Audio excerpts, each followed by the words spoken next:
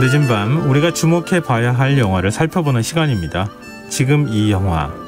영화의 재미를 찾아내는 안목이 눈부입니다. 더 스크린 박혜은 편집장과 함께합니다. 안녕하세요. 네, 안녕하세요. 네, 이제 다음 주가 사실은 추석이긴 하지만 네. 연휴 시작은 뭐 내일 지나면 바로 시작된다고 그렇죠. 이번 봐야 주말부터 이제 연휴를 좀 즐기시는 관객들이 계실 거고. 편집장도 어디 가세요?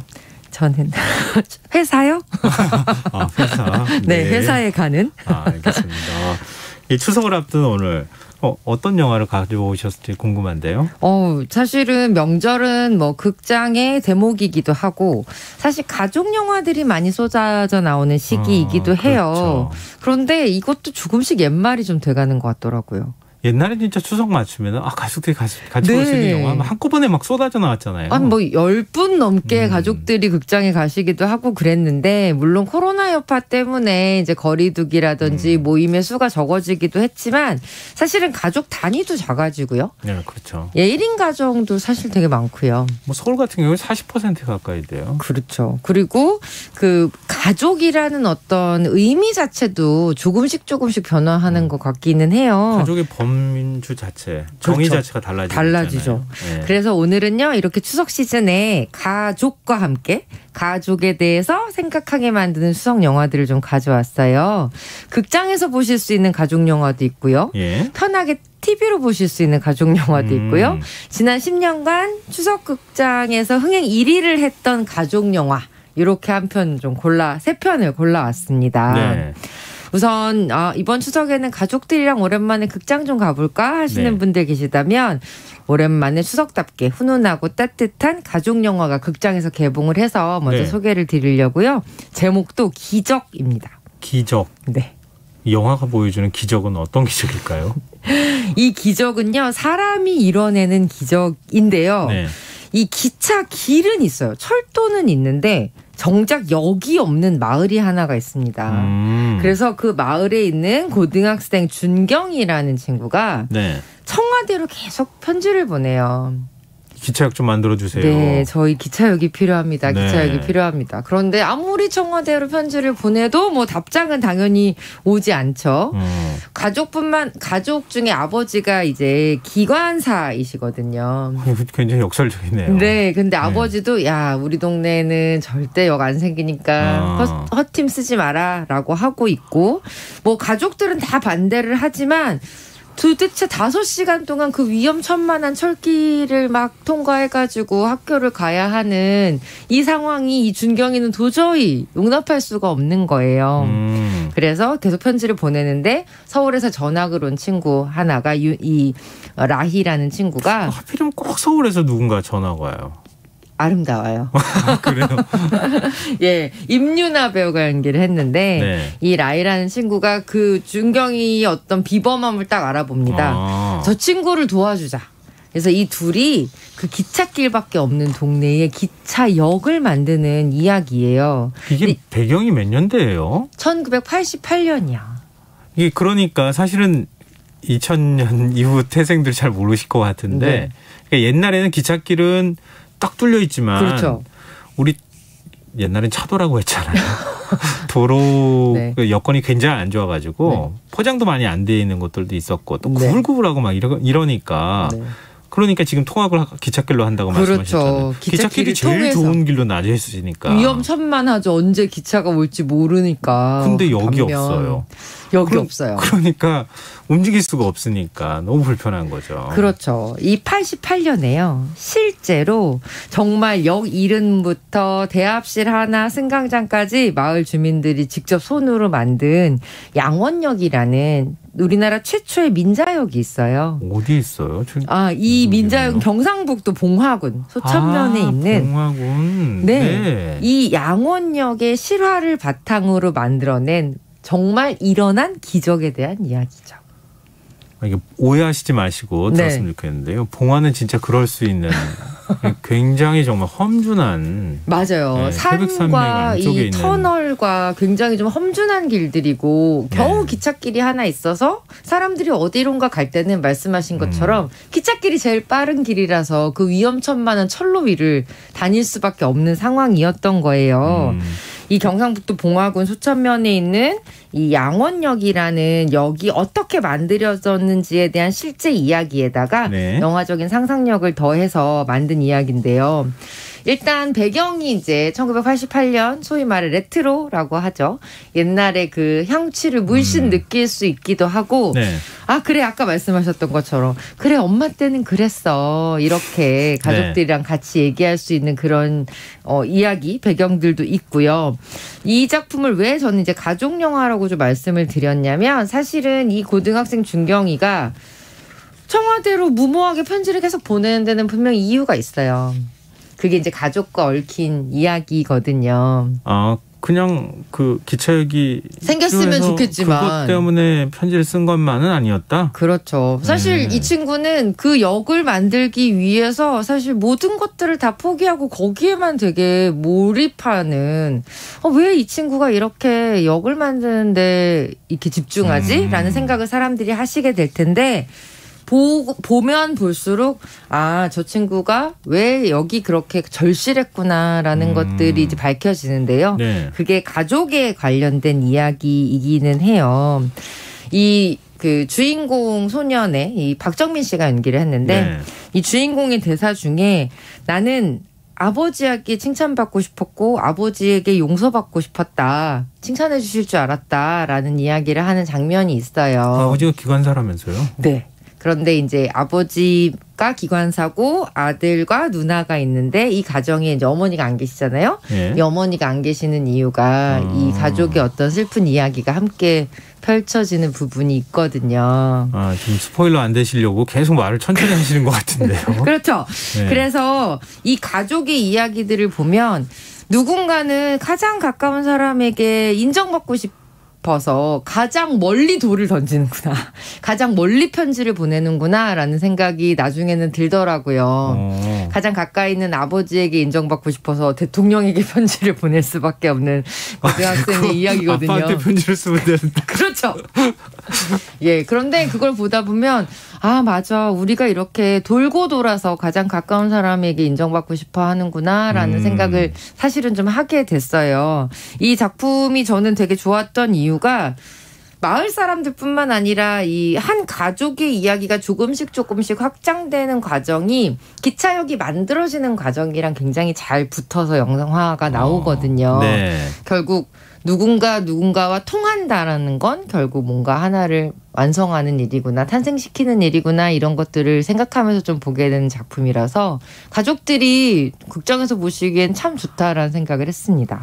요즘 좀 약간 각박해지는 느낌 받잖아요. 마음이 좀 그렇죠. 퍽퍽하잖아요. 네. 다 착할 것 같아요. 왠지 영화에 나오는 사람들이. 네, 그렇습니다. 보면 그래서 기적인가? 라는 생각이 들기도 하고요. 뭔가 자꾸 이렇게 숨기듯이 그러시니까. 여기 있는 사람들은 정말 이런 마을에서 좀 살아봤으면 좋겠다 그런 생각이 좀 들기도 하고요. 네. 청취자 1974님께서요. 중랑구 신내동에도 양원역이 있습니다. 우리 동네인 줄 알고 깜짝 놀랐습니다. 이렇게 얘기하시는데요. 그러시더라고요. 양원역이라고 했더니 저희 동네에도 있어요 라는 얘기를 하시더라고요. 그 동명역이 있었어요. 네. 참 저도 맨날 어린 시절에 기차 지나가는 거 보면서 저 기차 타고 가봤으면 좋겠다 이런 생각을 많이 했었거든요. 물론 기차역은 있었어요. 네. 네. 저도 좀 보면은 여러모로 공감하는 부분들이 많이 있을 것 같네요. 맞습니다. 자, 이번엔 그러면은 어떤 순서예요? 집에서 TV로 볼 만한 가족 영화. 그렇죠. 그건가요? 올해 추석에 어떤 영화들을 TV에서 해주시나 편성표들을 좀 쭉 훑어봤거든요. 그런데 확실히 예년보다 극장에서 개봉했던 신작들이 TV로 빠르게 온 것 같아요. OTT의 영향도 좀 있는 것 같고. 예, 그리고 예전에는 보통 극장에서 개봉하면 한 1년 반 정도 지나서. 요즘에는 뭐 한 달? 2달? 네, 빨리 오잖아요. 네. 근데 이렇게 이제 무료로 TV로 보실 수 있는 TV 편성편까지 온 거 보면, 이번에는 작년 극장에서 못 보신 것들을 올해 추석 극장에서 보시겠구나 싶기는 하더라고요. 이 영화 좀 꼭 소개하고 싶어서 가지고 지금 그 추석 왔어요. TV 영화 편성표까지 다 확인하신 거예요? 그러면은? 봐야죠. 그러면요. 어떤 영화 있는지. 살펴보시고 지금 고르신 거구나. 그 중에서. 네, 뭐 저희는 늘 하는 일이니까요. 야, 그럼 지금 TV까지 온 네. 가족 영화 어떤 게 있어요? 2020년 10월에 개봉했어요. 얼마 안 됐는데요? 네, 그러니까 굉장히 빠르게 TV로 왔죠. 이 작품은 유아인, 유재명 배우 주연의 소리도 없이라는 영화입니다. 이건 가족 영화 같지 않은데요? 저도 많은 분들이 그렇게 생각하실 것 같아서 네. 제가 이 영화는 가족 영화입니다라고 외치려고 오늘 가지고 왔어요. 네. 이 작품은 범죄 조직의 청소부라는 아주 독특한 일을 하는 범죄자는 범죄자들이죠. 그 주인공들을 대상으로 하는 이야기거든요. 예. 그러니까 생계를 위해서 낮에는 시장에서 달걀도 팔고 그냥 평범한 사람으로 살지만 전화가 오면 전화 한 통을 받고 어딘가로 가요. 그러면 거기에 이제 폭력적인 현장이 벌어져 있고 네. 그 뒤처리를 해주는 청소부들이에요. 너무 대비가 되는 거네요. 근데 사실 그게 더 무서워요. 어떻게 보면 너무 평범한 그렇죠. 얼굴을 한 사람이 네. 그냥 아주 부담담하게 그런 일들을 하는 거예요. 그렇죠. 그리고 이분들은 어떤 신념이 있어요. 자기들이 사람을 해치지는 않는다. 우린 단지 그쵸, 뒤처리만 할 청소만, 뿐이다. 네, 해줄 뿐이다. 라고 해서 자기들은 굳이 범죄자가 아니라고 이제 믿고 살아가는 사람들인데요. 어느 날 얽히고 설켜서 유괴된 아이를 데리고만 와달라라는 부탁을 받았는데 네. 그 유괴된 아이와 연관된 그 조직폭력배가 죽어버리는 사건이 벌어진 거죠. 그러니 유괴된 아이를 받을 수 있는 사람은 이 두 사람밖에 없는 상황이 되고요. 결국 예. 유괴범이 된 거예요. 그 유괴범이 그러면은 네. 아이의 보호자가 돼버린 거예요? 나중에 가서는? 거의 그런 셈이 된 거죠.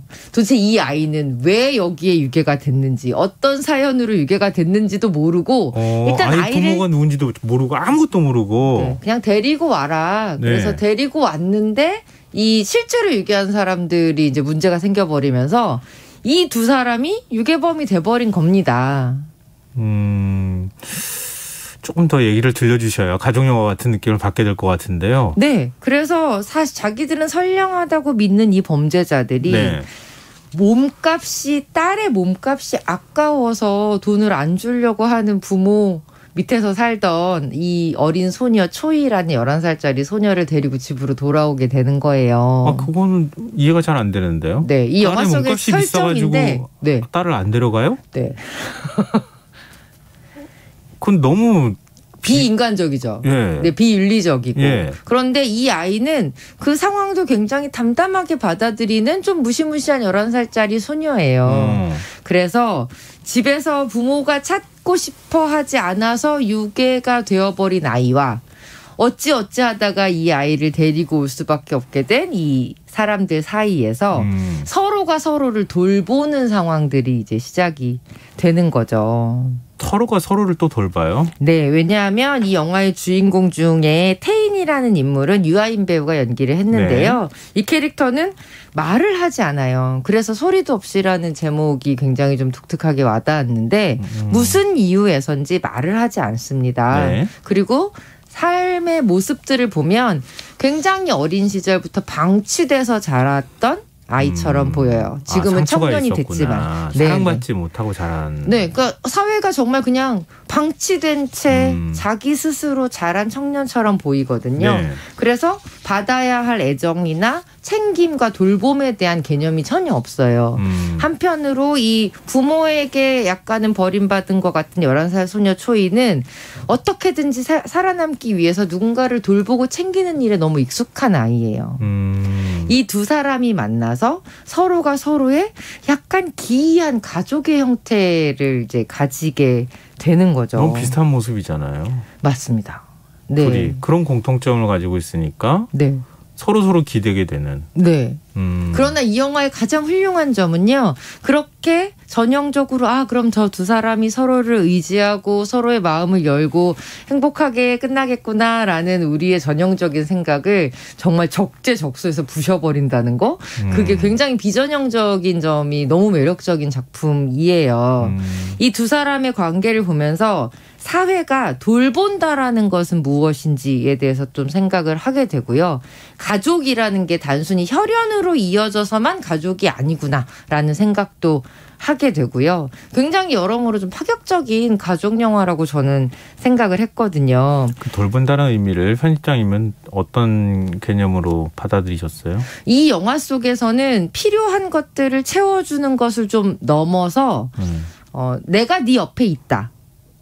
네 옆에는 내가 있다라는 네. 것을 서로에게 좀 인지시키는 관계, 그런 것들이 돌봄이라는 생각이 좀 들더라고요. 그럼 우리가 아저씨에서 느끼는 거하고 완전히 다른 거네요. 네, 맞아요. 어떤 한 일방이 많이 다릅니다. 그렇죠. 한쪽은 막 예, 지켜주고 예. 한쪽은 막 보살핌을 받고. 이미지로 영화에서 많이 그려지잖아요. 맞습니다. 그런데 이 작품은 서로가 서로에게 그런 돌봄의 영향을 굉장히 크게 좀 미치는, 저런 관계도 가능할 수 있겠구나라는 생각이 좀 들었어요. 물론 우리가 이렇게 막 품는 희망조차도 어느 순간에는 박살내버리기는 하지만 그럼에도 불구하고 가족이 도대체 뭘까라는 생각을 다시 한번 하게 만든 작품이라 저는 되게 좋았고요. 유아인 배우, 유재명 배우, 그리고 이 11살 초이라는 캐릭터를 연기한 문승아 배우, 네. 아역 배우라고 보통 우리가 편하게 얘기하지만 저는 이 아역이란 말을 빼고 말씀을 드리고 싶은 배우예요. 그렇게 연기를 잘해요? 제가 보기에는 유아인 배우의 이 에너지를 이 정도로 받아낼 수 있는 배우가 많지 않다라는 생각이 들 정도로 네. 정말 연기를 훌륭하게 하고요. 신인 감독 홍희정 감독님, 저는 이 이름 기억해 주셨으면 좋겠어요. 왜요? 다음 영화는 어떨지 너무 기대가 되는 감독님이에요. 편집장님이 이렇게 얘기를 할 정도로 영화가 좋았다는 얘기인 것 같은데. 저만 그런 건 아니고요. 네. 지난해에 뭐 청룡영화상이나 백상예술대상이나 그다음에 올해 또 판타지아 영화제에서 이 작품이 굉장히 여러 상을 많이 받았어요. 배우상도 굉장히 많이 받았고요. 보시면 조금 불편하실 수는 있어요. 왜냐하면 아주 보면서 이렇게 훈훈하거나 기분 좋아지는 그런 작품은 아니거든요. 그러니까 찝찝하지만 생각할 거리를 남기는 작품이기는 한데 그래도 이 정도 이렇게 새로운 영화가 대한민국에 있구나라는 생각을 좀 하시면서 흐뭇하게 보실 것 같기도 해요. 홍희정 감독은 이게 처음으로 만든 영화예요? 아니면 심지어 데뷔작입니다.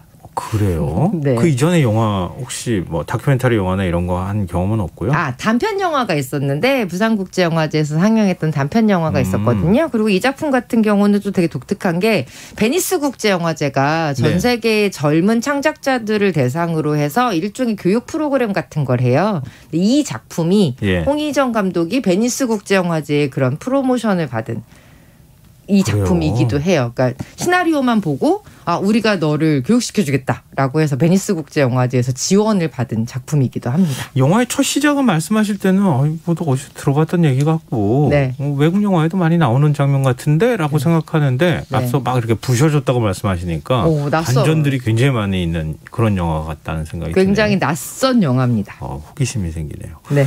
자, 그럼 오늘 추석 종합선물 세트 마지막 영화, 지난 10년 동안 최고의 극장 흥행을 기록한 가족 영화. 네. 어떤 겁니까? 바로 관상입니다. 관상. 네. 이 작품이 2013년도 추석에 개봉했거든요. 네. 보신 분들 아마 많으시죠? 그쵸. 네. 913만 관객을 동원을 했는데 사실 그때 봤을 때는 되게 신기하다. 뭐 사람의 관상으로 그 사람이 막 속내를 꿰뚫어보고 이제 이런 얘기들이 많이 나왔었는데 사실 이 작품이 가지고 있는 가장 근간에 있는 정서는 사실 가족 영화의 정서가 있어요. 관상만 생각해가지고 가족이 잘 안 보였어. 어떤 이제 얘기였냐면 사실은 이 관상, 선제적인 관상가가 나라에 관상 보는 일이 필요하다고 해서 이제 서울길로 가게 되잖아요. 그런데 이 사람이 사실은 시골에 숨어서 살게 됐었던 이유가 몇 가지 있었어요. 사랑했던 아내가 아이를 낳다가 세상을 떠났고 아이는 몸에 장애를 가지고 있었고 그래서 이 아이의 관상을 봤더니 사람 북적북적한 관직으로 나가면 반드시 화를 당한다라는 관상이라서 아이를 숨기다시피 해서 이제 어떻게 보면은 초야에 묻혀서 살았던 거거든요. 꼭 그런 영화 스토리는요. 그렇게 억척스럽게 관직에 나가려고 하더라고. 그렇죠. 그런데 그 아이는 아버지가 평생토록 너는 절대 나가면 안 된다. 너는 절대 밖으로 나가면 안 된다라고 얘기하는 얘기를 귀에 못이 박히도록 들어서 오히려 이 아이는 정말 세상으로 나가고 싶은 열망이 더더욱 들끓게 되는 거고요. 이 관상을 보시고 나면 결국 그 아이를 그렇게 화를 입게 만든 대상이 아이가 아니라 아버지였다. 평생 그렇게 아이에게 나가지 말라 얘기했던 아버지였잖아요. 그러니까 결국 이 이제 부모와 자식 관계에 대한 이야기들이 굉장히 이제 밑에 잘 깔려 있는 그런 작품이라는 생각이 저는 좀 들었거든요. 이 천재 관상가 아버지가 절대 안 된다라고 얘기했던 아들이 갈등을 만들어내지만 결국 이 아버지는 세상에 누구도 꿰뚫어 볼 것 같았지만 가장 가까이 있는 아들의 마음은 절대 꿰뚫어보지를 못했던 거죠.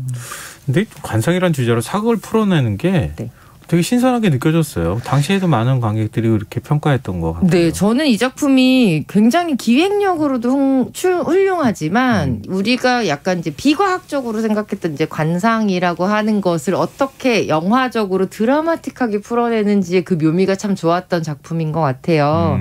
얼굴만 봐서 다 안다 이렇게 얘기하면 너무 비과학적인 것 같지만 사실은 우리가 비언어적인 메시지라고 하잖아요. 굉장히 중요하죠. 굉장히 중요하죠. 네. 우리가 받는 메시지 중에 80%가 비언어적인 메시지를 통해서 전달이 된다고 하니까 결국 관상이라는 것은 예민하게 그렇게 비언어적인 메시지를 받아들이는 건데 가장 가까운 그리고 가장 사랑하는 아들이 그렇게 평생 몸 밖으로 뿜어냈던 비언어적 메시지를 읽지 못한 아버지의 회한 같은 것들이 결국 이 영화에 되게 비극을 만들어내죠. 마지막에 막 그 슬퍼했던 장면이 있었던 것 같은데 맞습니다. 제가 기억하기로는. 그런 얘기가 나와요. 굉장히 아이러니한 얘기인데 저 사람은 자기 아들이 저렇게 절명하게 될 줄을 알았을까? 나는 몰랐네만. 관상을 다른 사람 관상은 다 봐주는데. 네.